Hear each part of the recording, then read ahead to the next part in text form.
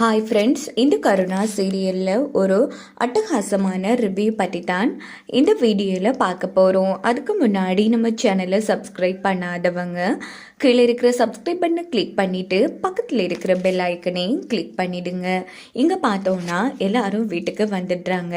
இன்னொரு பக்கம் நம்ம சுகுணாவுக்கு ரொம்ப வருத்தமாக இருக்குது. ஏன்னா கிருபா வேற திட்டாங்க இல்லையா, எப்படி இந்த வீட்டில் வேலைக்காரியோ அதே மாதிரி தான் நீயும் ஒரு வேலைக்காரின்னு. ஸோ அதை நினச்சி ரொம்ப வருத்தப்பட்டு அழுதுட்ருக்காங்க.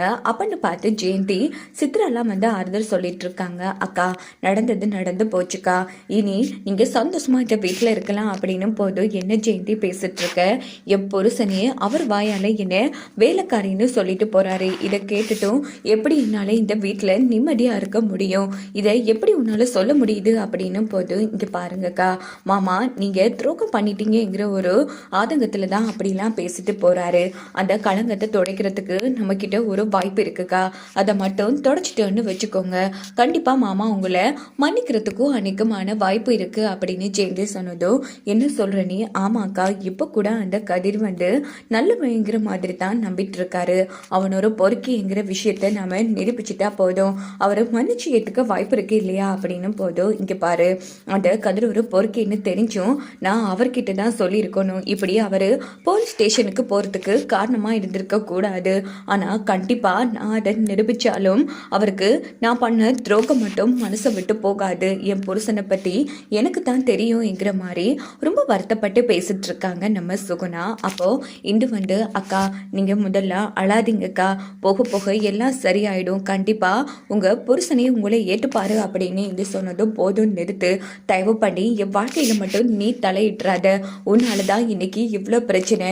இந்த குடும்பத்தில் எப்போ நீ காலடி எடுத்து வச்சியோ அப்போலேருந்து தொடங்கின பிரச்சனை இப்போ வரைக்கும் முடியதே இல்லை. அம்மா தாயே, தயவு செய்து என் வாழ்க்கையில் மட்டும் அதை பண்ணுறேன் இதை பண்ணுறேன்னு தேவையில்லாமல் தலையிட்டுறாத அப்படின்னு சொல்லி நம்ம சுகுணா வெளுத்து எடுக்கிறாங்க. இந்த பக்கம் நம்ம இந்துவை உடனே பார்த்தோன்னா ஜெயந்தி இங்கே பாருக்கா, நீ நம்ம எது மேலே கோபப்பட்டு எதுவுமே ஆக போகிறதில்ல.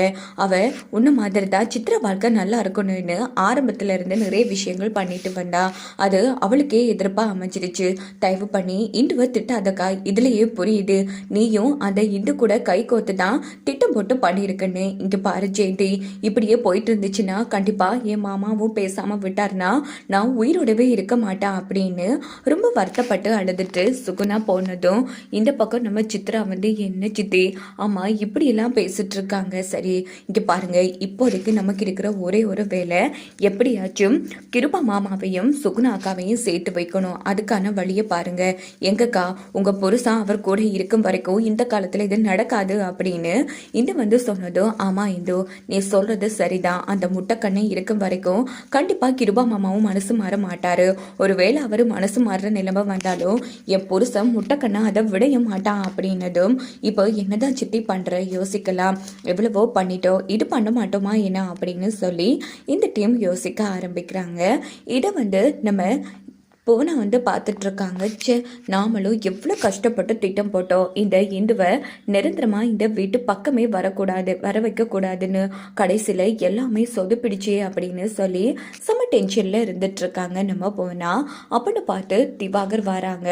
உடனே நம்ம போனா என்ன மாமா, நம்ம போட்ட பிளான் சொதப்பிடிச்சு, என்கிட்ட இன்னொரு ஐடியா இருக்கு மாமா, அந்த இந்துவை விரட்டி அடிக்கிறதுக்கு சொல்லட்டுமா அப்படின்னதும் இங்கே பாரு, என் வாயில் நல்லா வருது, இன்னொரு வாட்டி ஐடியா கொடுக்குறா அதுன்னு சொல்லி என்ன பிரச்சனையில தள்ள வைக்கணும்னு நினைச்ச, அவ்வளவுதான். நீ இந்த வீட்டில் இருக்கிற கடைசி நாள் அதுவா தான் இருக்கும், புரியுதா?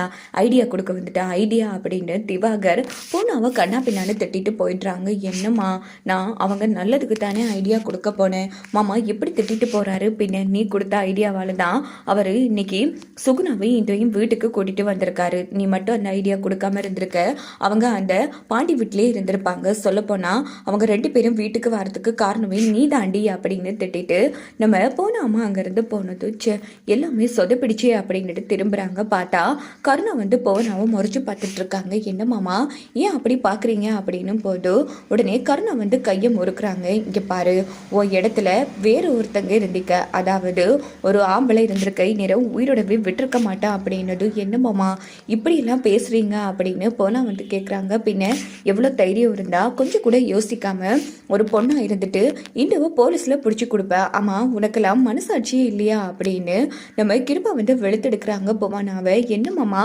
நீயும் உனக்கும் அவள் எதிரி தானே, அதனால தான் கிருபா மாமா அனுபவிச்ச அந்த வழியை அவளும் அனுபவிக்கட்டும்னு பார்த்தேன். என்ன மாமா, வர வர அந்த இந்துவுக்கு சப்போர்ட்டாக பேசிட்டு இருக்கேன். இங்கே பாரு புவனா, ஒரு விஷயத்த நல்லா புரிஞ்சுக்கோ, நான் ஒன்றும் இந்துவுக்கு சப்போர்ட்டிவாக பேசல. அவளும் உன்ன மாதிரி ஒரு பொண்ணு தான், அதுவும் அவங்க அப்பா வயசானவர்.